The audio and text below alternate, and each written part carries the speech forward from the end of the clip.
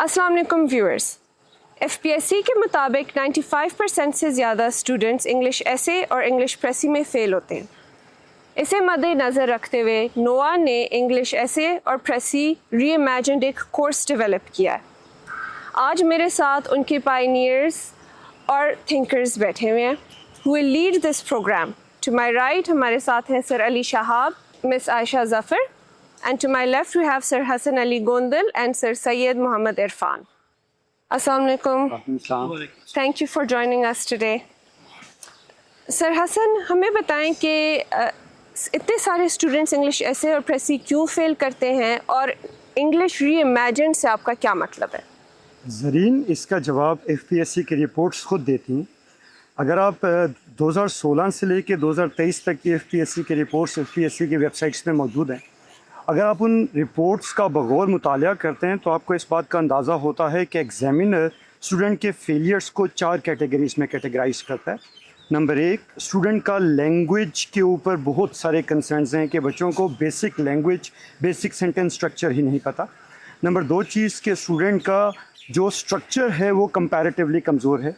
जो सबसे ज़्यादा स्ट्राइकिंग कॉज एफपीएससी जिस पे बहुत ज़्यादा फोकस करता है कि बच्चों की रिसर्च, बच्चों के आइडियाज़ और बच्चों के डाटा बड़ा कमज़ोर है। और फाइनली जो सबसे बड़ी चीज़ है वो ये है कि इन तीनों चीज़ों को सिमुलेट करके वन कोहेरेंट यूनिट के अंदर इन चारों चीज़ों को प्लेस नहीं किया जाता।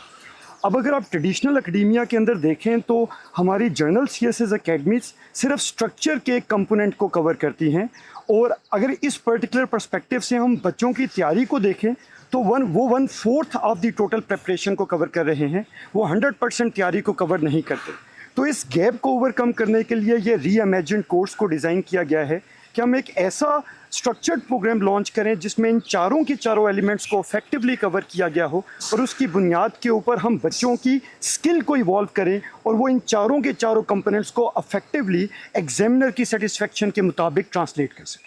Thank you sir. और आपने कहा है कि इंग्लिश जो है वो एक स्किल है, वो सब्जेक्ट नहीं है। इससे आपका क्या मतलब है और इसका जो आपने स्ट्रक्चर डिफ़ाइन किया वो ज़रा हमें बताएं। ज़रीन, सबसे पहले तो ये समझना चाहिए हमें कि एसे राइटिंग या प्रेसी राइटिंग एक एकेडमिक राइटिंग है, और एकेडमिक राइटिंग को आप तब तक उसके ऊपर हैंड्स ऑन ग्रिप नहीं ले सकते अगर आप प्रोसेस राइटिंग की मेथोडोलॉजी को नहीं समझ सकते। अगर आप पहले ही दिन बच्चे को जाके स्ट्रक्चर बताना शुरू कर देंगे कि ऐसे ऐसे लिखते हैं, लेकिन उसे उसके बिल्डिंग ब्लॉक्स, बिल्डिंग कंपोनेंट्स का नहीं पता, तो वो बच्चा कभी भी उसे 100% कंप्रीहेंड नहीं कर सकेगा। जब आप प्रोसेस राइटिंग के मेथोडोलॉजीज़ पे जाते हैं तो प्रोसेस राइटिंग में सबसे पहली चीज़ है कि बच्चों को वर्ड्स की अंडरस्टैंडिंग, वर्ड्स फीड करेंगे बच्चे सेंटेंस लिख पाए, सेंटेंस फीड करेंगे कि बच्चे अच्छा पैराग्राफ लिख पाएँ, और पैराग्राफ के बाद आपको उस पैराग्राफ की राइटिंग की स्किल को एसे के में ट्रांसलेट करने के लिए पहले आपको एक आइडिया चाहिए, नॉलेज बैंक चाहिए, और वो नॉलेज बैंक आएगा तो पहले वाली 3 स्किल्स को फिर आप ट्रांसफॉर्म कर सकेंगे इनटू अ कंप्लीट इफेक्टिव एसे। तो हमारा ये जो पूरा मॉड्यूल है ये प्रोसेस राइटिंग पे बेस कर रहा है। हम वर्ड से शुरू होकर सेंटेंसेस पे आएंगे, सेंटेंसेस से बढ़ के पैराग्राफ्स पे आएंगे, पैराग्राफ के साथ फिर हम आइडिया और डेटा बैंकिंग का काम करेंगे, और उसके बाद फाइनली हम लोग इन सारों को इंटीग्रेट करके ऐसे राइटिंग की स्किल, टेक्निक बिल्डिंग के ऊपर इंशाल्लाह ताला काम करने की कोशिश करेंगे। तो सर इट साउंड्स लाइक ये एक किस्म का स्किल डेवलपमेंट है और हैबिट फॉर्मेशन अडॉप्ट करता है, और इसके लिए आपने कुछ साइकोलॉजिकल टूल्स भी डेवलप किए हैं, वो ज़रा प्लीज़ हमें समझाएं। जब आप एकेडमिक राइटिंग की बात करेंगे तो academic writing without learning psychology के टूल्स के बगैर मुमकिन नहीं है। अगर आपको लूपिंग की टेक्निक नहीं पता, अगर आपको फनलिंग की टेक्निक नहीं पता, अगर आपको रीइंफोर्समेंट की टेक्निक नहीं पता, सेल्फ डायग्नोस्टिक की टेक्निक नहीं पता, तो इन टेक्निक्स के बगैर बच्चा हमेशा दर दर की ठोकरें खाता रहेगा कि जो मैं काम कर रहा हूँ वो ठीक भी कर रहा हूँ या गलत कर रहा हूँ। तो हमने पूरे का पूरा ये मॉडल ग्राउंड किया है लर्निंग साइकोलॉजी की स्टैंडर्डाइज्ड मेथोडोलॉजीज़ के ऊपर, ताकि बच्चा ना सिर्फ इंटरेक्शनिस्ट मॉड्यूल की बुनियाद के ऊपर कोई ना कोई नॉलेज एक्वायर कर ले, बल्कि साथ ही साथ उसे खुद भी अपनी साइकोलॉजिकल ग्रूमिंग का अंदाज़ा हो कि मैं अपनी साइकोलॉजिकल पर्सपेक्टिव से इन साइकोलॉजिकल टेक्निक्स के ज़रिए क्या इन स्किल को अपनी राइटिंग हैबिट के अंदर इनग्रेन भी कर पा रहा हूँ या नहीं कर पा रहा। तो sir overall the structure has been divided into words, sentences, paragraphs, idea and the overall essay. जी। तो ये पैटर्न आपने क्यों अडॉप्ट किया and why specifically these divisions? जी, ये डिवीजन्स अभी मैंने जैसे जरीन आपको एक्सप्लेन किया, ये डिवीजन हमारी ईजाद करदा नहीं है, ये प्रोसेस राइटिंग की एक्सटेंडेड एवोल्यूशन है। जी। सबसे पहले आप वर्ड पे शुरू करेंगे और फाइनली आप एकेडमिक राइटिंग के ऊपर जाएंगे, तो हम लोग प्रोसेस को बाईपास नहीं कर रहे। मतलब मेरी प्रोफेसी ये है कि एक बच्चा जो इंटीरियर बलूचिस्तान से आया है, इंटीरियर सिंध से आया है, उसका बड़ा हम्बल एकेडमिक बैकग्राउंड है, उसे ये बिल्डिंग ब्लॉक्स ही नहीं पता, और पहली ही क्लास के अंदर आप बड़ी बड़ी आइडियाज़ जाके डिस्कस करना शुरू कर दें कि ऐसे ऐसे लिखते हैं, तो वो कभी भी उसे कंप्रीहेंड नहीं कर पाएगा। तो हम प्रोसेस राइटिंग के ए से शुरू होके प्रोसेस राइटिंग की जी की तरफ जा रहे हैं, जो उसका एक ऑर्गेनिक सिक्वेंशियल फ्लो होना चाहिए। हम उस सिक्वेंशियल ऑर्डर को बाईपास नहीं करने की कोशिश करें। अच्छा सर अली शहाब, हमें बताएं कि वक्त के साथ साथ जो प्रेसी है वो जो है हम देख रहे हैं कि पैराग्राफ ज़्यादा मुश्किल होते जा रहे हैं, तो इससे क्या मतलब है कि आप स्टूडेंट्स का स्किल डेवलप करें प्रेसी राइटिंग के मुताबिक? अच्छा, प्रेसी राइटिंग कोई ये नया आर्ट नहीं है जिससे स्टूडेंट वाकिफ ना हो। ये सिंस हाई स्कूल वो किसी न किसी तरह प्रैक्टिस तो कर ही रहा है, मगर डेफिनेटली उस वक्त जो है लेवल थोड़ा सा एवरेज होता है, और जब हम CSS की तरफ आते हैं तो फिर यहाँ पे आपका एक बैचलर्स की तरफ जो है वो लेवल चले जाता है। अब with the passage of time passages मुश्किल नहीं हो रहे हैं, शायद जो रीडिंग स्किल्स हैं वो बहुत ज़्यादा वीक हो रही हैं। अब कुछ साल अगर मैं पीछे चले जाऊँ तो स्टूडेंट्स जो हैं बाकायदा उनके रीडिंग सेशंस हुआ करते थे, स्कूल्स भी इस चीज़ पे फोकस करते थे। स्कूल्स में कमी होती थी तो फिर हायर लेवल पे यूनिवर्सिटीज़ में रीडिंग सेशंस हो जाते थे, मगर अब हायर एजुकेशन में भी रीडिंग सेशंस उस तरह नहीं होते हैं। दूसरी तरफ चलें, अगर रीडिंग सेशंस एकेडमिक अगर इन इंस्टीट्यूशंस ने बहाल नहीं रखे तो फिर हमारी सोसाइटी को जो है उस पर तवज्जो देनी चाहिए। मगर अब सोसाइटी में देख लें तो आपकी लाइब्रेरीज जो है वो रिप्लेस हो रही हैं with restaurants, with other shopping centres. So overall ये रीडिंग कल्चर का जो है ना एक फुकदान है। सो पैसेजेस मेरी ज़ाती राय में तो हरगिज़ उनका डिफ़िकल्टी लेवल बढ़ा नहीं है, वो उतना ही रहा है। और FPSC भी डेफिनेटली वो पाकिस्तान का ही FPSC है, और सिलेबस और यूनिवर्सिटीज़ वो जो सारे करिकुलम डिज़ाइन करते हैं, पैरामीटर सब वही फॉलो करते हैं।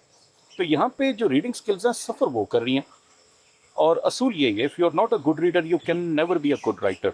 सो यहाँ पे मैं यही कहूँगा कि स्टूडेंट्स को पढ़ने की ज़्यादा ज़रूरत है लिखने से पहले। Thank you sir, that's very insightful and it brings me to our next point कि इसका ओवरऑल प्रोग्राम में सर आपने रीडिंग को इंटीग्रेट किया है एक डेली एक्सरसाइज के फॉर्म में और एक वीकली एक्सरसाइज के फॉर्म में, तो इसका हमें लॉजिक या थिंकिंग समझाएं प्लीज। जैसे सर अली शाह ने बोला कि रीडिंग एक जेन्युइनली एक ऐसा एरिया है जिससे हमारा अकेडेमिया बड़ा सीरियस किस्म का अंडरमाइन कर रहा है, तो हमने इस प्रोग्राम के अंदर रीडिंग सर्कल्स का कॉन्सेप्ट इंट्रोड्यूस किया।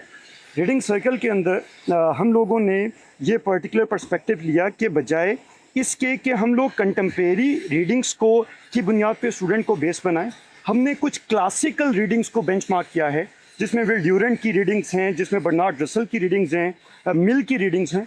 तो हम लोग इसके अंदर तकरीबन 6 से 8 रीडिंग सर्कल्स का कॉन्सेप्ट इंट्रोड्यूस करेंगे।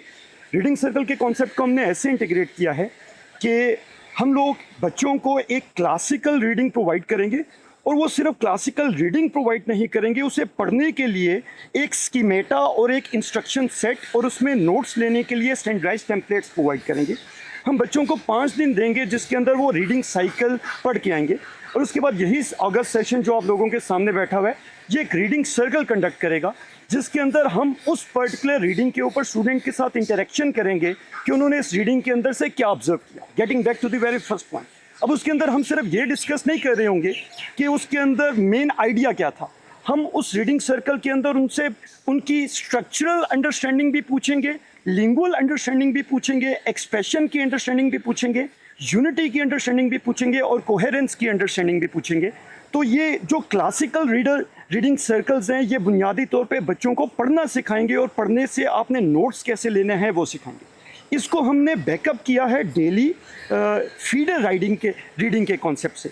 हम हर रोज़ बच्चों को एक रीडिंग देंगे जो कंटेम्प्रेरी राइटअप्स के होगा। जो रीडिंग सर्कल है वो क्लासिकल राइटिंग्स पे बेस कर रहा है, और जो फीडर रीडिंग डेली रीडिंग्स हैं वो बुनियादी तौर पे कंटेम्प्रेरी राइटिंग्स पे बेस कर रहा है। उसमें न्यूयॉर्क टाइम्स के आर्टिकल हैं, फॉरेन अफेयर्स के आर्टिकल हैं, डॉन के आर्टिकल हैं, और वो किसी ना किसी तरीके से वो आर्टिकल हैं जिनके आइडियाज़ उन्हें ऐसे और पैसी के अंदर बैक करना है। उसके ऊपर हम लोगों ने एक साइकोलॉजिकल टेक्निक बनाई है रीइंफोर्समेंट की, रीड रीड रीड राइट। पहले रीड के साइकिल में वो बुनियादी तौर पे सेंटेंस स्ट्रक्चर को फोकस करेंगे, अगले रीड के साइकिल में वो पैराग्राफ स्ट्रक्चर को फोकस करेंगे, उससे अगले साइकिल के अंदर वो आइडियाज़ को फोकस करेंगे, और फिर वो उन 3 साइकिल्स की बुनियाद पे आखिरी साइकिल में उन तीनों के अंदर से उन्होंने जो ऑब्जॉर्व किया उसको अपनी ज़ुबान में लिखेंगे। तो हर रोज़ वो ना चाहते हुए भी एक प्रेसी और कंप्रीहेंशन प्रैक्टिस कर रहे होंगे। तो हम लोगों ने ये 2 तरह के रीडिंग सर्कल्स का कॉन्सेप्ट इंट्रोड्यूस किया है। इससे हमें 2 फ़ायदे होंगे। एक तो बच्चों को क्लासिकल रीडिंग को पढ़ना कैसे है वो तो समझ आ रही होगी, लेकिन साथ ही साथ उनके ऐसे के लिए एक आइडिया बैंक बन रहा होगा, और उनकी ओपिनियन बिल्डिंग हो रही होगी, और ये साइकोलॉजिकली भी बैकअप होगा। और हम इन इंटरेक्शनल रीडिंग साइकिल के ज़रिए उन्हें ये भी बताएंगे कि जो कीन रीडर है वो किस तरीके से टेक्स्ट को अप्रोच करता है। सर, आपके इस कोर्स के हर एक एक्टिविटी के पीछे काफ़ी एक थॉटफुल प्रोसेस है। मुझे ये बताएं कि रीडिंग के लिहाज से क्या आपने कोई specific authors books already select किए हैं, और उसका फिर थ्योरी क्या है, बैकग्राउंड क्या है? जी, इसका बैकग्राउंड ये है कि हमारा एक कंपोनेंट है जिसके अंदर हम उनके साथ आइडिया बैंकिंग शेयर करेंगे। अब एफपीएससी के अगर बैकग्राउंड के ऊपर अगर आप जाएंगे तो एफपीएससी के ऐसे या प्रेसी 8-9 बड़े आइडियाज़ में खेल रही हैं, जैसे कि पॉलिटिक्स और गवर्नेंस का आइडिया, इकोनॉमी का आइडिया। तो हमने हर ग्रेटेड डोमेन जिसके अंदर से एफपीएससी जर्नली ऐसे या प्रेसी का पेपर फॉर्मुलेट करती है, हमने हर किसी की एक क्लासिकल रीडिंग उठाई है। फॉर एग्जांपल, एक आजकल बहुत कंसिडरेबल एरिया है security, war, peace and humanity. तो इसके अंदर एक बड़ी क्लासिकल रीडिंग है बर्नार्ड रसल की वॉर एज एन इंस्टीट्यूशन। तो वो वॉर एज एन इंस्टीट्यूशन एक ऐसी एवरग्रीन रीडिंग है कि जिस बच्चे ने वो पढ़ लिया वो वॉर के पीछे पूरी की पूरी क्लासिकल फिलॉसफी, वॉर की हिस्ट्री, वॉर की साइकोलॉजी, वॉर का इकोनॉमिक रेलिवेंस, वॉर की सोशल रेलिवेंस, पॉलिटिकल रेलिवेंस समझ लेगा। तो हम लोगों ने इन्हें रैंडमली इन क्लासिकल रीडिंग्स को पिक नहीं किया, हमने किसी ना किसी तरीके से उन एरियाज़ की रीडिंग को पिक किया है जो at the end of the day बच्चे को एग्जाम के अंदर सबसे ज़्यादा फीड करेगी। Thank you sir. और सर इरफान, फिर आप हमें बता सकते हैं कि रीडिंग जो है वो सेंटेंस राइटिंग के लिए कैसे इम्पोर्टेंट है, क्योंकि अल्टीमेटली एक सेंटेंस जो है it creates your entire essay. Definitely, you are saying exactly right. मैं उससे पहले आपको how sentences are important for conveying meaningful thoughts, meaningful ideas, meaningful content. देखिए, बेसिकली लैंग्वेज का जो बुनियादी पर्पस होता है वो to convey ourself, to convey what the students knows. यहाँ पे एकेडमिक क्राइटेरिया, जैसे सर ने 2 वर्ड्स बहुत अच्छे यूज़ किए, री इमेजिनेशन और स्किल बेस्ड। देखिए, this is not just but Noah has reimagined, in fact we will enforce upon the students to reimagine themselves कि उन्होंने इस ऐसे को और कॉम्प्रीहेंशन को जिस एरिया में 90% students are not getting through, हमने उनको इंशाल्लाह ताला इस स्टेज पे लेके आना है कि वैसे को एक प्रॉपर प्रोसेस के थ्रू समझ सकें। Now, my concern would be in this NOAA program कि how student and we can ensure accuracy of language, क्योंकि without accuracy of language no one is able to convey. For example, मैं आपको थोड़ी सी example दूंगा। एक student के पास content बहुत mature है, एक स्टूडेंट के पास एग्जांपल्स बहुत अच्छी हैं, उसके आइडियाज़ बहुत मैच्योर है, लेकिन अगर वो लैंग्वेज में एरर कर रहा है, अगर उसको सेंटेंस स्ट्रक्चर का कंपाउंड, सिंपल, इसका आइडिया नहीं है, तो डेफिनेटली वो सेल आउट नहीं कर पाएगा। My purpose would be definitely this reimagination में, जिसको सर बोल रहे हैं स्किल बेस्ड प्रोसेस में, डेफिनेटली मेरा पर्पज़ होगा कि मैं किसी ना किसी तरह throughout the program with whole team we can ensure they write accurate, they write what the structure demands. क्योंकि मैं लास्ट बात ज़रूर ऐड करना चाहूँगा, देखिए that why we have uniform structure, sir बेहतर समझते हैं कि we have uniform structure so that if I write now I can be understood after 100 years. अगर मैं पिछले 100 साल की भी कोई बुक पकड़ूँ, I can understand what the writer wants to convey. Structure are so important. Structure तो uniform है, सब्जेक्ट वर्ब अग्रीमेंट, वर्ब का कौन सा फॉर्म लगाना है, these are the set patterns in human language. खासकर जब आप रिटन की बात करेंगे तो रिटन तो कन्वे थर्ड पार्टी को होना है, तो उसमें अगर आप एक्यूरेट नहीं है लैंग्वेज में, अगर आपकी पंक्चुएशन अच्छी नहीं है, if you are flawed in sentence structure, if you do not know how to use conditional sentences, if you are not know how to use better punctuation, जो कि एक बड़ा टूल होता है स्टूडेंट के हाथ में टू एक्सप्रेस हिमसेल्फ और हर सेल्फ। तो इंशाल्लाह ताला इस री इमेजिनेशन को और इस स्किल को वी विल ट्राई कि हम स्टूडेंट को दे कैन बी अनेबल, वो चाहे इंटीरियर सिंध से हो, इंटीरियर बलोचिस्तान या इंटीरियर इस्लामाबाद से भी हो, we have to reimagination कि उसको how important the accuracy of language is. So this is would be our basic purpose. Thank you, sir. And madam, may I also sorry ma'am, I also want to add, over the year I have been attached to NOAA evaluation. Throughout the years, through 9 years, I have found that students' language are very weak. वो student written form में बहुत week होता है, उसके पास कई दफ़ा तो ideas lack कर रहा होता है, कई दफ़ा लैंग्वेज पे लैक कर रहा होता है। इस प्रोग्राम में इंशाल्लाह ताला we will have to collaborate both things. At one side structure बहुत वाज़ेह होना चाहिए, और the other side definitely as sir is talking about content, उसका बहुत मैच्योर होना चाहिए। मैं एक और बात देखें, जो मैच्योर कंटेंट होता है वो मैच्योर कॉन्टेक्ट से आता है। Contact is very important. Sir was talking about the good authors, sir was talking about Washington New York times.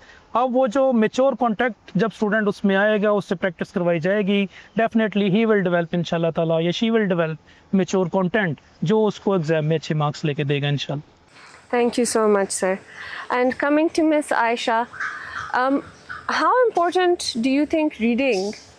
हमने देख लिया है कि पैराग्राफ, ओवरऑल ऐसे स्ट्रक्चर और सेंटेंस के मुताबिक कितना ज़रूरी होता है। आप हमें बता सकती हैं कि रीडिंग का और वर्ड मेमोराइजेशन का क्या आपस में रिलेशनशिप है? Ma'am, I think the fundamental problem of every aspirant is कि वो वर्ड्स को प्रॉपरली यूज़ नहीं कर पाता, उस बात को अंडरस्टैंड नहीं कर पाता कि कौन सा डिस्कोर्स में कौन सा अप्रोप्रिएट वर्ड जो है वो यूज़ करना है। रीडिंग इसमें बहुत ज़्यादा हेल्प करती है। My role in this would be कि मैंने उनको एक रिपोजिटरी प्रोवाइड करनी है वर्ड्स की through different exercises, psychological exercises होगी, वर्ड बिल्डिंग एक्सरसाइजेस होगी, कि डिफरेंट टाइप ऑफ या डिफरेंट थीम्स ऑफ ऐसे जब आएंगे तो वो उन वर्ड्स को किस तरह से अंडरस्टैंड कर सकते हैं, उन वर्ड से किस तरह से आइडिया डेवलप कर सकते हैं, और वो आइडिया फिर किस तरह से वो सेंटेंसेस उनमें सेंटेंसेस ट्रांसफॉर्म कर सकते हैं। सो ये वर्ड्स ना सिर्फ उनकी ऐसे के अंदर भी हेल्प करेंगे, बल्कि पेयर ऑफ वर्ड्स के अंदर भी, सिनोनिम एंटोनिम्स के अंदर भी, और इडियोमैटिक एक्सप्रेशंस जो भी उनके होंगे, ये वर्ड्स उनकी ये रिपोजिटरी उनकी हेल्प करेगी कि किस तरह से अपनी अलॉन्ग विद रीडिंग, जैसे सर हसन ने कहा रीडिंग सर्कल्स हैं, तो अलॉन्ग विद रीडिंग वो किस तरह से इन वर्ड्स को इनकलकेट कर सकते हैं अपने आइडियाज़ की बिल्डिंग के अंदर। Thank you Ayesha. और आपकी जो ये वर्ड बिल्डर एक्टिविटी है, इसमें आप जो है मेमोराइजेशन पे फोकस नहीं करें, इस पे आप अंडरस्टैंडिंग पे फोकस करें, तो वो प्लीज़ हमें समझाएं कि इससे क्या मतलब है। मैम, हम जब भी किसी वर्ड को समझते हैं तो इट इज़ वेरी इंपॉर्टेंट कि उसको हम आइसोलेशन में ना समझें। आइसोलेशन में समझेंगे तो हम उसको मेमोराइज करेंगे, लेकिन इन दिस सेशन हमारा फोकस ये होगा कि हमने पैटर्न्स डेवलप करने हैं। हम FPSC के जब रिपीटेड पैटर्न्स को देखते हैं तो हम ये ऑब्जर्व करते हैं कि वर्ड्स के ही सिनोनिम एंटोनिम्स, उनका एक पैटर्न हमें नज़र आता है, हमने उन पैटर्न्स को रिकग्नाइज करना है। अलॉन्ग विद दैट मैम, एक वर्ड की सिर्फ एक वोकैबुलरी के तौर पे आइडेंटिटी नहीं होती, इमोशंस होते हैं, कोलोकेशंस होती हैं, उसके डिफरेंट सिनोनिम्स होते हैं, रूट वर्ड्स होते हैं। सो इस पूरे प्रोग्राम का मकसद ये है कि हम बच्चों को या एस्पिरेंट्स को हेल्प करें कि हम उनकी इन आइडेंटिटीज़ को समझें, और फिर जाके वो अपने एसे के अंदर, प्रेसी के अंदर, या फिर इवन सिनोनिम एंटोनिम्स के अंदर वो जो ऑप्शंस उन्होंने चूज़ करना है उसके अंदर उनको हेल्प हो सके कि वो किस तरह से उसको आइडेंटिफाई कर सकते हैं। Thank you Ayesha. And related to words and जो आप स्ट्रक्चर ऑफ अंडरस्टैंडिंग डेवलप कर रही हैं, उसमें आता है ब्रेन स्टॉर्मिंग, ठीक है? Brainstorming, why is it important, और उसका आइडिया क्रिएशन से क्या रिलेशनशिप है? मैम, ऐसे एक स्किल बेस्ड जो सब्जेक्ट है वो है, इसमें आप कुछ भी मेमोराइज नहीं कर सकते। Even if you have themes, आप जितना भी मेमोराइज कर लें it will never be enough, because topics evolve करते रहते हैं। So it is very important कि आप डिफरेंट आइडियाज़ को किस तरह से डिफरेंट थीम्स के साथ लिंक करना है। जैसे सर हसन ने कहा फेज़ ए से लेके फेज़ जी तक हमने जाना है, तो वर्ड्स को किस तरह से आइडिया से कनेक्ट करना है, उस तरह से हमने idea building, it is very important. आपने डिफरेंट थीम्स के साथ किस तरह से अपने टॉपिक को रिलेट करना है, ये आपको एक ब्यूरोक्रेटिक ओरिएंटेशन देती है कि एक ब्यूरोक्रेट किस तरह से सोचता है। सो ये आपको हेल्प करता है कि आप डिफरेंट आइडियाज़ को लिंक करें अपने टॉपिक्स के साथ, rather than just memorising certain themes और टॉपिक। एंड सर हसन, हर एकेडमी ऐसे का स्ट्रक्चर पढ़ाता है, लेकिन उसका जो टीचिंग मेथड है वो स्ट्रक्चर्ड नहीं होता। यू नो ये बड़ा इम्पोर्टेंट क्वेश्चन है।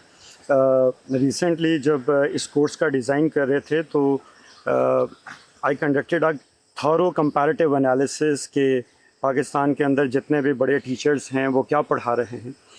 तो विदाउट नेमिंग एनीवन, ऐसे भी टीचर मैंने ऑब्ज़र्व किए कि जिन्होंने अपने पूरे कोर्स के अंदर बार बार एक लफ्ज़ यूज़ किया कि जैसे कि दुनिया की स्टैंडर्ड किताबों में पढ़ाया जाता है, लेकिन अल्हम्दुलिल्लाह 10-12 क्लासों में उन्होंने उस स्टैंडर्ड किताब का नाम नहीं बताया।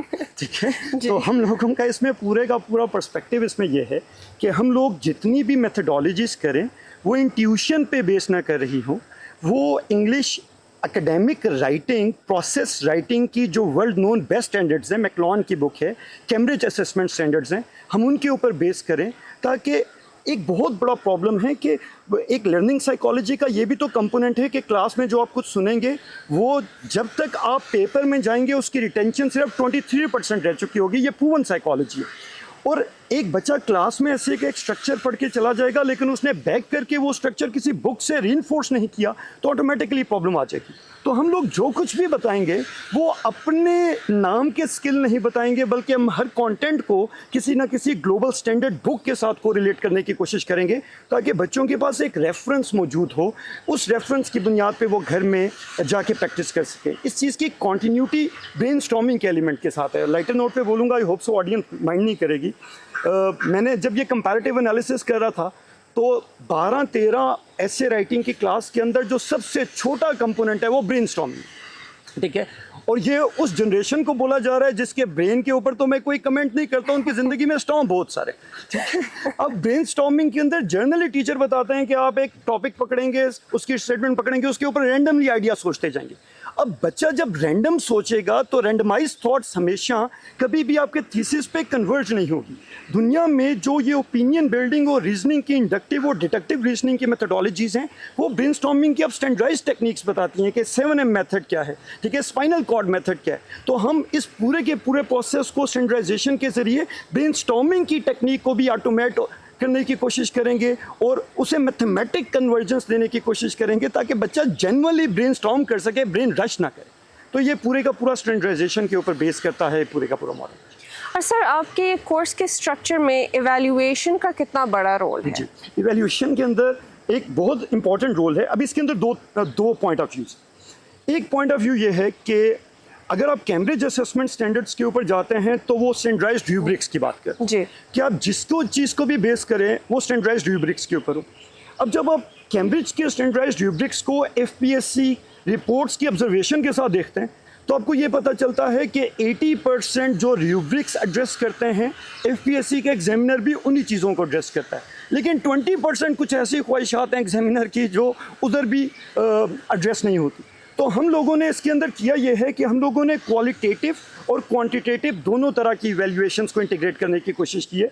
मीनिंग दैट हर असाइनमेंट के साथ कैम्ब्रिज की असेसमेंट के रूब्रिक्स को तो हम इनबिल्ड कर ही रहे हैं, लेकिन उसके साथ एग्जामिनर रिपोर्ट और हमारा जो एक्सपर्ट पैनल है इनकी जो ऑब्जर्वेशंस हैं उनको भी बिल्डअप कर रहे हैं। और मैंने लफ्ज़ यूज़ किया कि इसमें क्वांटिटेटिव भी है, क्वालिटेटिव भी है। मीनिंग दैट कि एक चेकलिस्ट की सूरत में उन्हें रूब्रिक की सूरत में भी फीडबैक मिलेगी और क्वालिटेटिव असेसमेंट के अंदर उसको एक पूरा कमेंट भी मिलेगा जिसे वो पूरे का पूरा पढ़ सके।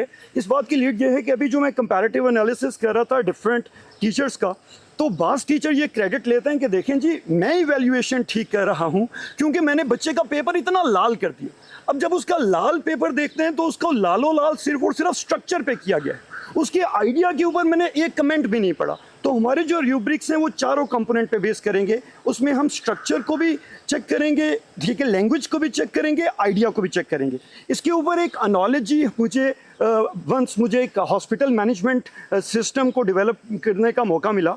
तो आजकल बड़े हॉस्पिटल्स में, टर्शियरी केयर हॉस्पिटल्स में सिस्टम ऑफ ट्रियाज आ रहा है कि एक कंसल्टेंट के पास जाने से पहले वो एक चेक स्पॉट से गुजरता है, ड्राई यार्ड से गुजरता है, उसे कोई पीजी या हाउस जॉब वाला देखता है, वो देखता है कि ये कोई पैनाडोल से काम चल जाएगा या इसे कंसल्टेंट को दिखाने की ज़रूरत है। तो हम इसमें 2 टियर इवेल्युएशन का मॉडल ला रहे हैं। पहले रूब्रिक्स की बुनियाद पे हमारी इवेल्युएशन टीम उस चीज़ को चेक कर लेगी, और अगर वो बेसिक्स को क्वालिफाई करता है तो उसे अगले गेट कीपिंग थ्योरी के ऊपर, अगले गेट के ऊपर भेज दिया जाएगा कि हम में से कोई टीचर उसको काउंटर चेक करे। लेकिन अगर वो पहले चेक को ही रिजेक्ट हो जाता है तो हम कहेंगे get back to that assignment once again, और उससे पहले करेक्ट करके लाएं ताकि फिर आप गेट कीपिंग थ्योरी की बुनियाद पे अपने आप को आगे मूव कर सकें। तो हम लोगों ने 2 टियर इवेल्युएशन मॉडल, क्वालिटेटिव और क्वांटिटेटिव दोनों मेथडोलॉजीज, एफपीएससी के points as well as standard rubrics के पॉइंट, और पैनलिस्ट की अपने एक्सपीरियंशियल लर्निंग कर्व्स की बुनियाद पे जो पॉइंट्स हैं उन सारों को अपने रूब्रिक के ऊपर डिप्लॉय करने की कोशिश की है। और इसमें इंटरेस्टिंग चीज़ ये है कि हम लोग इस पूरे के पूरे प्रोसेस में तकरीबन मोर देन 90 असाइनमेंट्स को फ्रेम कर रहे हैं। हर असाइनमेंट का रूब्रिक डिफरेंट है, तो हम इस तरीके से स्टैंडर्डाइज्ड इवैल्यूएशन के मॉडल को इनबिल्ड करने की कोशिश कर रहे हैं। Thank you sir. जी sir, please. Structure, skill growth, and evaluation. क्योंकि सर was talking about these 3 basic themes. देखिए, structure can be artificially built. Structures, building structures, stable structure can be artificially built, but you cannot grow artificially. You cannot have skill artificially. Skill needs growth. Skill needs proper supervision. Skill needs proper practice. जैसे sir was talking about कि there would be more than 90 exercises. वो जो सब process होता है basically it is to just to have better skill. लेकिन structure can be artificially built, but उसके अंदर जो उसका theme होता है according to examiner's point of view, वो उसको fulfill कर रहा नहीं कर रहा student. Definitely this evaluation would be just not focused what I want to see in the pages. मतलब this evaluation should be what examiner, what system wants to see, or more than that what the students put to see कि मैं उसको कैसे बेहतर कर सकूँ. For example, if the student has the whole writing, अगर उस पे 2 भी sentences अच्छे हैं, if I can just point out to him or her, please, these are the 2 points from which you can excel in the exams. I have to tell the student that these 2 sentences in your whole structure can make you unable to pass the exam. Inshallah, this team would focus on the broader areas where not just we address to the system, students also align with the system. This would be the broader goals of this whole plan. Thank you. और sir Hasan की बात के ना students का paper लालो लाल कर लेते हैं। आपने शायद देखा होगा कि काफ़ी स्टूडेंट्स इस बात पे खुश होते हैं कि मुझे बहुत फीडबैक मिला है। पर आप हमें बताएं हमारे व्यूअर्स को कि how important is honest feedback. Paper लाल करना जो है वो ज़रूरी नहीं है, लेकिन एक ऑनेस्ट और एक स्ट्रक्चर्ड किस्म का फीडबैक जो है वो ज़रूरी है। अच्छा, पेपर लाल करना बहुत ज़रूरी है इसके बगैर कि ना स्टूडेंट की तसल्ली होगी ना एकेडमी चलेगी। अच्छा देखिए, ये हमारी दरअसल एक साइकी बन गई है कि एवेल्युएशन बस यही है कि पेपर में से मिस्टेक्स निकलती, ठीक है, और वो ज़्यादातर स्ट्रक्चरल मिस्टेक्स ही होती है। तो मैं हमेशा वो क्लास में एक मिसाल देता हूँ ना कि अब हम जो 40+ के लोग हैं, बल्कि मैं ही हूँ यहाँ पे सिर्फ, ठीक है, हम जो सब डॉक्टर के पास जाते हैं ना, हम कहते हैं कि डॉक्टर साहब मुझे मसल है, खो रही है, और यानी कि तबीयत अच्छी महसूस नहीं हो रही। तो एक अच्छा डॉक्टर मुझे कहेगा कि जनाब शाह साहब आप वॉक किया करें, थोड़ा रोटी और चावल कम कर दें, ठीक हो जाएंगे। अब जब मैं बाहर निकलूँगा तो मेरी तसल्ली नहीं होगी, मैं कहूँगा नहीं ये डॉक्टर ठीक नहीं था, इसने मुझे मेडिसिन नहीं दी, इसने मुझे इंजेक्शन नहीं लगाया। मैं साथ ही दूसरे डॉक्टर के पास चला जाऊँगा, वो कहेगा बस शाह साहब आपको हार्ट अटैक आने लगा, लेट जाएँ इधर ही। वो मुझे उधर ही ड्रिप देगा जनाब, इंजेक्शन, और जाते हुए मुझे पूरी एक ना मेडिसिन का एक कार्ट्रिज दे देगा। अब जब बाहर निकलूँगा तो मेरी एक साइकोलॉजिकल ना एक सेटिस्फेक्शन होगी। अब बात यही है कि स्टूडेंट का भी कोई कसूर नहीं है, वो हमारा माशरा कुछ इसी तरह ही बना हुआ है, तो वो यही देखता है कि जहाँ पे मेरी गलतियाँ ज़्यादा हैं वही शायद जो है मेरी सही डायरेक्शन है। देखिए, जितनी सोच, जितना इल्म एक स्टूडेंट लेके आ रहा है उसमें थोड़ा सा उसे पुश चाहिए in terms of direction, in terms of formatting ideas. बाकी कुछ क्वालिटीज़ हर इंसान के अंदर इनबिल्ट होती हैं। असल चीज़ है कि आपने उसकी क्वालिटीज़ का रुख सही डायरेक्शन में लेके कैसे जा। सो यहाँ पे मेरा ख्याल है उसकी कॉन्फिडेंस बिल्डिंग की ज़रूरत है, क्योंकि CSS करने वाले वो इसी एज ग्रुप के लोग हैं, इसी एग्जामिनेशन सिस्टम से निकले हुए अफराद हैं। सो ये तभी मुमकिन है कि जिस वक्त आप उसको ऑनेस्ट फीडबैक दें कि मेरा भाई लैंग्वेज में वैरायटी हो सकती है। मैं हो सकता है सिंपल लैंग्वेज इस्तेमाल करता हूँ, एक सोशल साइंसेस का स्टूडेंट है हो सकता है वो थोड़ी सी कॉम्प्लेक्स लैंग्वेज इस्तेमाल करता हो, कोई शॉर्ट सेंटेंस, कोई कंपाउंड सेंटेंस, कोई कॉम्प्लेक्स लेके, हर किसी का अंदाज़ बयान मुख्तलिफ होता है। तो मैं अपना फॉर्मेट किसी के ऊपर जो है इम्पोज नहीं कर सकता हूँ। हाँ, ये ज़रूर है कि कुछ प्रिंसिपल्स हैं, जैसे सर ने भी बताया, हम एकेडमिक इंग्लिश की बात कर रहे हैं, उसके अंदर अब मैं फिजिक्स की तरह वाइसा वर्सा इस्तेमाल नहीं करूँगा, ठीक है। इसी तरह जो बाकी एकेडमिक जार्गन्स हैं उनको जो है मैं उस तरह जो है यहाँ पे नहीं उस तरह पॉइंट आउट कर सकता। ये अलबत्ता स्टूडेंट को बताने की ज़रूरत है। दूसरी चीज़ जो आइडियाज़ हैं, यानी कि कम्युनिकेशन है क्या? It is a process by which one mind affects another. मैं कम्युनिकेट तो कर देता हूँ, मगर अगर दूसरा माइंड जो है वो इफेक्ट नहीं होता तो फिर डेफिनेटली मेरा स्कोर अच्छा नहीं आएगा। सो चाहे मेरी लैंग्वेज कितनी ही करेक्ट क्यों ना हो, अगर उसका इम्पैक्ट नहीं पड़ रहा, मेरा मैसेज सही तरह से अगले को कन्विंस नहीं कर रहा है, तो इस तरह की राइटिंग, इस कम्युनिकेशन का ये क्लियर एक फेलियर है। तो यहाँ पे आइडियाज़ उनको ऑर्गेनाइज करने की ज़्यादा ज़रूरत है, बजाय इसके कि आप स्ट्रक्चरल पर्सपेक्टिव की तरफ जाएं। हमें जो है ज़रा कोहेरेंस और एक क्रिएटिव पर्सपेक्टिव को ज़्यादा जोर देने की ज़रूरत है। तो मेरी तो इस पर राय यही है कि यहाँ पे क्रिएटिविटी ज़्यादा मैटर करती है। और हमेशा मैं यही कहता हूँ स्टूडेंट से कि बी लाइक अ बी, एक शहद की मक्खी की मानिंद हो जाए, जो हर फूल से नेक्टर ज़रूर इकट्ठा करती है, मगर शहद बनाने का अमल उसके अंदर होता है। तो ये वो सारे फूल ही बैठे हुए हैं जो कि आपको नेक्टर प्रोवाइड करेंगे, वो नॉलेज देंगे, मगर असल क्रिएटिविटी वो आपकी अपनी एफर्ट है। तो उसको इस काबिल बनाना कि वो खुद से चलना सीख जाए, खुद से लिखना सीख जाए और खुद से सोचना सीख जाए, ये असल मकसद है इसका। Beautifully said, thank you so much.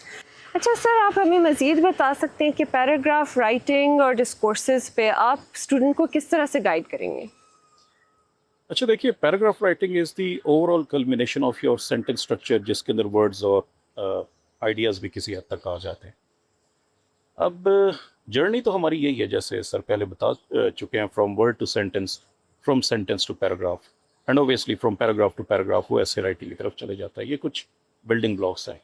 अब पैराग्राफ राइटिंग में कुछ ऐसे तरीके हैं जो कि ऑलरेडी राइजुल वक्त हैं, according to the given context हम उनको इस्तेमाल करते हैं।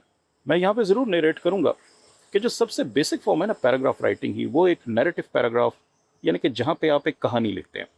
शायद आपको याद हो, आप में से अक्सरियत ने गालिबन वो 12 फेल मूवी तो देखी ही होगी। तो उसके अंदर वो मनोज कुमार शर्मा जिस वक्त उस टॉपर के पास जाता है तो वो उसे एक ही टास्क देता है, कहता है अपने बारे में लिखो। और वो बड़ी देर तक सोचते सोचते अपने बारे में भी 4 से ज़्यादा सेंटेंसेस नहीं लिख पाता। तो उसको टॉपर कहता क्या है, अगर तुम अपने बारे में कुछ नहीं जानते ना तो इस सफ़र के बारे में भी कुछ नहीं जान पाओगे। तो सबसे पहले खुद को डिस्कवर करें, बेसिक राइटिंग से स्टार्ट करें। सो ये वो नैरेटिव पैराग्राफ है जो आपको एक कहानी की तरफ लेके जाएगा कि आप अपने बारे में सही तरह से जान सकें। फिर उसके बाद आप अपनी ऑब्जर्वेशन की तरफ जाते हैं, यानी कि डिस्क्रिप्शन की तरफ। वो ऑब्जेक्टिव और सब्जेक्टिव दोनों किस्म की हो सकती है। अब अनफॉर्चुनेटली हमारे इस एजुकेशन स्ट्रक्चर में अभी कुछ हालिया चेंजेस आई हैं, मगर बड़े अरसे से ये नहीं आई हैं। कैम्ब्रिज असेसमेंट प्रोग्राम में जो ओ लेवल्स है उसके अंदर आपको नैरेटिव पैराग्राफ भी दिया जाता है, डिस्क्रिप्टिव भी, आर्गुमेंटेटिव भी, एक्सपोजिटरी भी। अब उनकी ये स्किल्स शुरू से बिल्ड की जाती हैं। यहाँ पे अनफॉर्चुनेटली हमारे पास वो opportunity majority of the students के पास नहीं आई है। तो पैराग्राफ्स में डेफिनेटली नैरेटिव पैराग्राफ, डिस्क्रिप्टिव और एक्सपोजिटरी और आर्गुमेंटेटिव, इसकी तरफ स्टेप बाय स्टेप ही बढ़ना है, जिसके अंदर जो ईजी फॉर्मेट है वो शुरू में रखा जाता है और जो एग्जामिनेशन के लिए एक एडवांस फॉर्मेट है वो एंड में रखा जाता है। तो अगेन ये भी स्टेप बाय स्टेप प्रोसेस है जिसको वक्त के साथ स्टूडेंट ने प्रैक्टिस से खुद से जो है लर्न करना है। Sir, it's a very interesting concept, क्योंकि हम अक्सर सुनते हैं कि ये ऐसे आर्ग्यूमेंटेटिव है और ये ऐसे जो है वो क्रिएटिव है या ये ऐसे एक्सपोजिटरी है। But coming down to the structure of a paragraph, it's very interesting कि आप कह रहे हैं कि उसमें भी जो है ना आर्ग्यूमेंटेटिव पैराग्राफ अलग होता है और जो एक्सपोजिटरी वो अलग होता है। हमें ज़रा इस पर प्लीज़ एलैबोरेट करें। अच्छा, ये सिर्फ लैंग्वेज का थोड़ा सा डिफरेंस हो सकता है। जिसको आप आर्गुमेंटेटिव कह रहे हैं वो एक परसुएसिव फॉर्म ऑफ राइटिंग भी है, जो पैराग्राफ में भी हो सकती है, ऐसे में भी हो सकती है। हम चूँकि पैराग्राफ के मुतालिक बात कर रहे हैं, मगर बेसिक प्रिंसिपल सेम ही है, दोनों में आपने एक्सप्लेन ही करना है। सो एक्सप्लेनेशन जो है वो आपकी क्लियर होनी चाहिए। बाकी एम्स डिफरेंट हो सकते हैं। एक्सपोजिटरी में आपने सिर्फ एक्सप्लेन किया कि अगर मैंने कह दिया जनाब ग्लोबलाइजेशन के फ़ायदे क्या हैं, तो ये फ़ायदे हैं, ये नुकसान है, बात ख़त्म। मगर जब आर्गुमेंटेटिव में जाएंगे तो फिर मैंने परसुएड करना है कि नहीं, फ़ायदे ज़्यादा है, नुकसान कम है। दोनों पैराग्राफ्स में आपने काम एक ही किया है। हाँ, थोड़ी सी लैंग्वेज या थोड़ा सा एम अगर जहाँ पे चेंज होता है तो आप थोड़ा सा जो है अपना टोन चेंज कर देते हैं। बाकी paragraph is all about your creative ideas. Main जो उसके टेनेट्स हैं वो सेम ही रहते हैं। और सर, ये स्किल आप स्टूडेंट में किस तरह से इनकलकेट करेंगे? अच्छा जी, जिस तरह हमारा एम तो वही है जी कि आप रीडिंग से शुरू करें। जी। So reading for specific purposes, ये रीडिंग मटेरियल आप वो शेयर करते हैं जिसके अंदर अगर सिर्फ मकसद एक्सप्लेन करने का है तो आप रीडिंग मटेरियल भी वही शेयर करते हैं।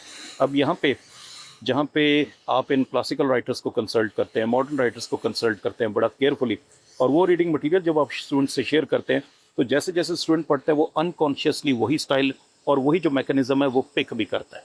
सो यहाँ पे इंसान जो है अपने ऑब्जर्वेशन से ज़्यादा सीखता है, और जैसा कि मैं पहले भी अर्ज़ कर चुका हूँ कि स्टूडेंट को इस काबिल बनाना है कि वो खुद से जो है इस सफ़र पे चलने के काबिल हो जाए। सो ये कंट्रोल्ड एनवायरनमेंट में controlled reading for controlled purposes वो शेयर की जाती है। हाँ, जिस वक्त वो आर्गुमेंटेटिव राइटिंग की तरफ आएगा तो उसके साथ मटेरियल भी वही शेयर किया जाएगा जो आर्गुमेंटेटिव राइटिंग से जो है रेलेवेंट होगा। सो यहाँ पे एक मैकेनाइज जो है स्ट्रक्चर उसको बहरहाल हम फॉलो करेंगे ताकि स्टूडेंट्स कंफ्यूज ना हो। अब होता ही है कि आप वैरायटी ऑफ राइटिंग जो है सैम्पल्स उसके सामने रख देते हैं, उसे एम का भी नहीं पता हो, पर्पस का भी नहीं पता हो, प्रैक्टिस किस तरह करना है, एंड में सारी चीज़ें मिक्स हो जाती हैं। तो ये क्लैरिटी उसके सामने आ जाएगी कि भाई मैंने पढ़ा किया है और मुझे लिखने के लिए टास्क दिया गया है। सो जो इंसान पढ़ता है हमेशा उसी के पर्सपेक्टिव में लिखने की प्रैक्टिस भी करता है। Thank you so much. मैं हमारे पैनलिस्ट से पूछना चाहूँगी कि वो एक सेंटेंस में डिस्क्राइब करें कि इंग्लिश एसे और इंग्लिश प्रेसी रीइमेजिन से उनका क्या मतलब है। तो we'll start with sir Irfan. चलें, थैंक यू। असल में जो first you are talking about more than 90% students fail in this exam, I just want to put you here why, because in 2 papers में जो पॉइंट ऑफ रेफरेंस होता है वो candidate खुद होता है। बाकी 10 पेपर में पॉइंट ऑफ रेफरेंस उसके पास सिलेबस है, थीम्स हैं, बुक्स हैं, कंटेंट है, नॉलेज है। इस 2 पेपर में point of reference student is himself और आवरसेल्फ। हमें उस पॉइंट ऑफ रेफरेंस को बेहतर करना है इस प्रोग्राम के थ्रू, हमें उस पॉइंट ऑफ रेफरेंस को मैच्योर करना है। As sir was talking about कि क्रिएटिविटी, उस पॉइंट ऑफ रेफरेंस को किसी तरह इस काबिल बनाना है, पूरा एतमाद बनाना है कि वो अपने आप को एक्सेप्ट कर सके। वट एवर द आइडियाज़ ही और she has, she can put in her own essay, so that वो पॉइंट ऑफ रेफरेंस स्ट्रॉन्ग होगा तो डेफिनेटली वो अच्छे मार्क्स लेगा। और दूसरी बात जो मैं कहना चाह रहा हूँ, बुनियादी तौर पे ये जो 2 सब्जेक्ट ऐसे हैं जिस पे we already have lot of knowledge, जिसको प्रॉपर एक प्रोसेस में लाने की ज़रूरत है, प्रॉपर एक ट्रेनिंग की ज़रूरत है। देखिए, good runner is not a good runner, he can not be a good athlete. Okay, he can run streets, but उसको अगर रेस में जाना है, गोल्ड मेडल लेना है, he needs coaches, he need guidance, he needs process. तो definitely this team would provide, this team would honestly try कि हम चीज़ों को पॉजिटिव हाईलाइट करें, ना कि सिर्फ हम ग्रीन हाईलाइट। देखिए, जब ग्रीन चीज़ें हाईलाइट होंगी definitely it will pop up in minds, जब रेड होगी तो रेड हाईलाइट होंगी। तो वी विल ट्राई कि हम किसी तरह ग्रीनरी की तरफ चल सकें, so that we can have the positive output with positive input. Zareen, we are working on this particular program designed for last 10 months around. इससे पहले हम लोगों ने नोवा के अंदर आइडिया और डेटा बैंकिंग के वर्कशॉप भी शुरू की। तो इसके ऊपर बड़ा थॉट प्रोसेस हुआ है, और मेरी नज़र में पूरे पाकिस्तान में इतना कम्प्रीहेंसिव इंग्लिश एसे और प्रेसी का कोई प्रोग्राम नहीं होगा जो फोकस कर रहा होगा स्किल पर, लेकिन 100% स्टूडेंट के ये दोनों सब्जेक्ट्स कवर करेगा।